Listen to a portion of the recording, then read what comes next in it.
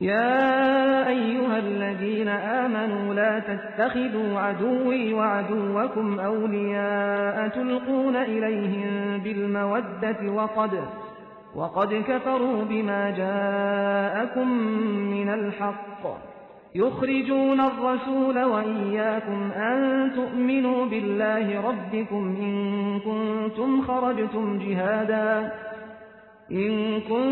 خرجتم جهادا في سبيلي وابتغاء مرضاتي تسرون إليهم بالمودة وأنا أعلم بما أخفيتم وما أعلنتم ومن يفعله منكم فقد ضل سواء السبيل إن يثقفوكم يكونوا لكم أعداء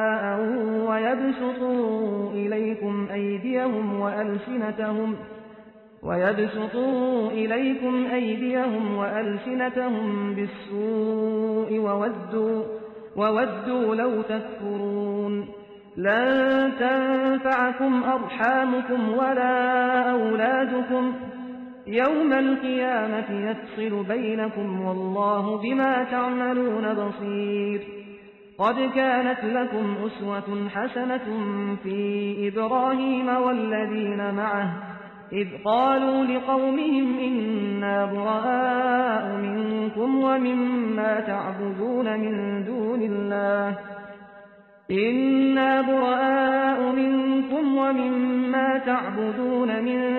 الله كفرنا بكم وبدا بيننا وبينكم العداوة والبغضاء أبدا حتى تؤمنوا بالله وحده إلا قول إبراهيم لأبيه لأستغفرن لك وما أملك لك من الله من شيء ربنا عليك توكلنا وإليك أنبنا وإليك المصير ربنا لا تجعلنا فتنة للذين كفروا واغفر لنا ربنا إنك أنت العزيز الحكيم لقد كان لكم فيهم أسوة حسنة لمن كان يرجو الله واليوم الآخر ومن يتول فإن الله هو الغني الحميد.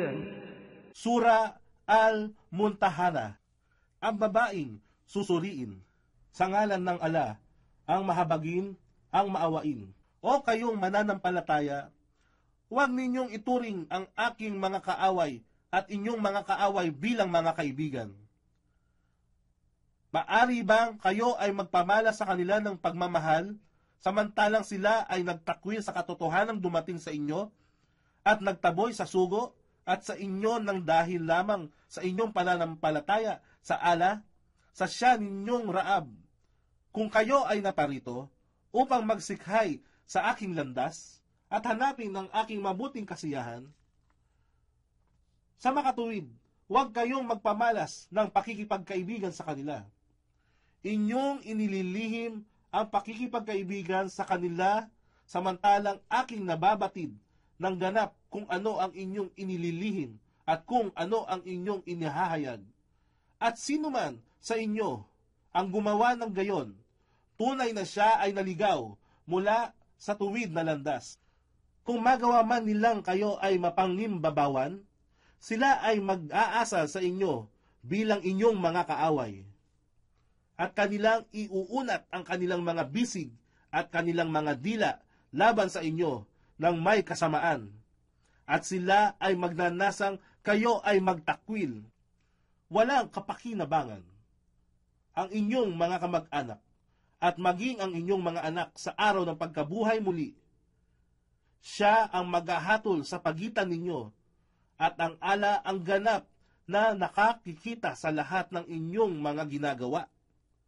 Tunay na mayroong isang pinagkakapuring halimbawa para sa inyo upang inyong pamarisan sa katauhan ni Abraham at yaong kanyang mga kasamahan. Nang kanilang sabihin sa kanilang sariling mga mamamayan, katotohanan, kami ay walang kinalaman sa inyo at sa anupamang inyong sinasamba bukod sa ala. Kayo ay aming tinalikdan at yaong ang sanhi ng namuong puot at galit sa pagitan natin hanggang hindi kayo manampalataya sa Allah lamang. Maliban sa sinabi ni Abraham sa kanyang ama, katotohanan, ako ay magsusumamo sa Allah para sa iyong kapatawaran. Ngunit ako ay wala kapangyarihan na gawin ang anumang bagay para sa iyo sa harap ng Allah. O aking Rab, sa iyo lamang kami nagtitiwala at sa iyo lamang kami nagbabalik loob sa pagsisisi at sa iyo ang aming huling pagbabalik. O aming Rab, huwag ninyo kaming gawing bilang pagsubok sa kanila na nagtakwil sa pananampalataya, kafirun, at kami ay inyong patawarin. O aming Rab, katotohanan, tanging ikaw lamang ang ganap na makapangyarihan, ang tigib ng karunungan. Katiyakan, mayroong isang ipinagkakapuring halimbawa sa kanila para sa inyong sundin. Silang tapat na umaasa sa pakikipagharap sa Allah at sa huling araw. At sino man ang tumalikod, magkagayon, katotohanan ang Allah ay malaya sa anupamang pangangailangan. Siya ang tanging karapat-dapat pag-ukulan ng lahat ng papuri. عسى الله أن يجعل بينكم وبين الذين عاديتم منهم مودة والله قدير والله غفور رحيم لا ينهاكم الله عن الذين لم يقاتلوكم في الدين ولم يخرجوكم من دياركم أن تبروهم وتقسطوا إليهم إن الله يحب المقسطين إنما ينهاكم الله عن الذين قاتلوكم في الدين وأخرجوكم من دياركم وظاهروا على إخراجكم أن تولوهم ومن يتولهم فأولئك هم الظالمون يا أيها الذين آمنوا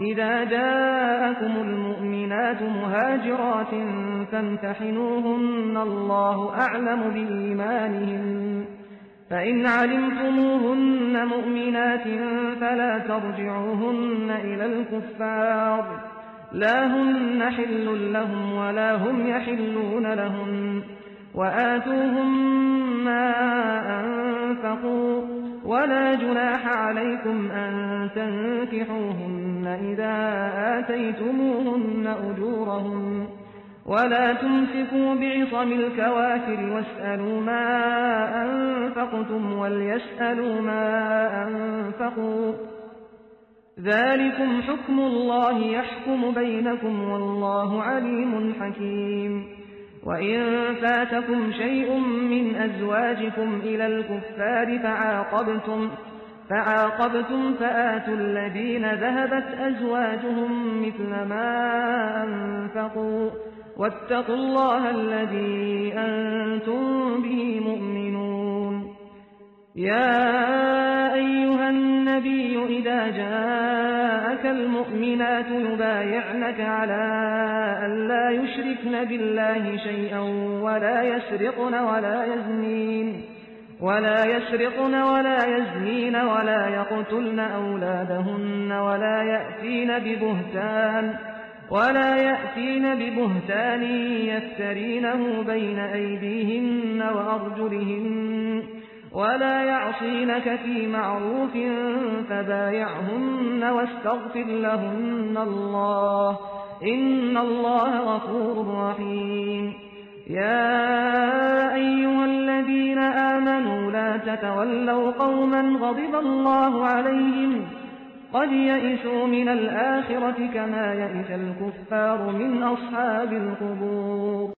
Maaring ipagkaloob ng Allah ang diwa ng pagkakaibigan sa pagitan ninyo at silang itinuturing ninyo bilang inyong mga kaaway. At ang Allah ang may kapangyarihan sa lahat ng bagay, at ang Allah ay lagi nang mapagpatawad, ang maawain. Hindi kayo pinagbabawalan ng Allah na makipag-ugnayan ng makatarungan at may kabaitan sa kanila, na hindi nakikipaglaban, umuusig o tumutuligsa sa inyo nang dahil sa inyong relihiyon, at maging yaong hindi nagtataboy sa inyo mula sa inyong mga tahanan. Katotohanan, minamahal ng ala yaong nakikipag-ugnayan ng makatarungan. Ang ipinagbabawal lamang sa inyo ng ala ay yaong mga taong lumaban, umusig o tumuligsa sa inyo nang dahil sa inyong relihiyon, at nagtaboy sa inyo mula sa inyong mga tahanan, at yaong tumulong sa iba upang kayo ay maitaboy. Kaya huwag makipagkaibigan sa kanila, at sino man ang makikipagkaibigan sa kanila, magkagayon sila ang zalimum. Zalimum. Ito ay isang salita mula sa wikang Arabic na tumutukoy sa lahat ng taong makasalanan, mapaggawa ng katampalasanan sa pamamagitan ng pang-aabuso, pang-aapi sa kapwa, at suwail na lumalabag sa hangganang kautusan ng ala. Sila na kung ipagkaloob sa kanila ang kapangyarihan ay mapaniil na umaalipin sa mga mahihinang tao. O kayong mananampalataya, kung sa inyo ay may dumating na mananampalatayang babae bilang mga muhajirat, mga babaeng nagsilikas, inyong suriin ang kanilang pananampalataya. Ang ala ay ganap na nakababatid ng kanilang pananampalataya sa Kanya, at kung inyong matiyak na sila nga ay tunay na mananampalataya, huwag silang pabalikin sa kafirun. Sila ay hindi karapat-dapat na maging asawa nila. Gayon din naman na sila ay hindi karapat-dapat para sa kanila, mga babaeng mananampalataya. Ngunit bayaran ninyo kung anuman ang kanilang ginugol bilang ma'ar. Ma'ar. Ito ay salaping ipinagkaloob ng lalaki sa kanyang mapapangasawang babae sa oras ng kanilang naitakdang kasal. At hindi kasalanan sa inyo kung nais ninyong mag-asawa sa kanila, kung inyo nang nabayaran ang kanilang ma'ar. Ganoon din naman, huwag ninyong panatilihin ang mga kababaihang kafir bilang inyong asawa, at hilingin na ibalik sa inyo ang anumang ginugol bilang ma'ar, at hayaan sila, ang kafirun, na humingin na ibalik ang anumang kanilang ginugol. Yaong ang hatol ng ala, siya ay humahatol sa pagitan nyo. At ang ala ang ganap ng maalam, ang tigib ng karunungan. At kung mayroon man sa inyong mga asawa na lumisan mula sa inyong patungo sa karifun bilang pagtalikod sa Islam, at kayo ay nagsabi sa kanila na ibalik ang inyong ma'ar, subalit sila ay tumanggi. Pagkaraan nito, kayo ay humayong nakipaglaban sa kanila at nakalikom ng mga labi mula sa pakikipaglaban.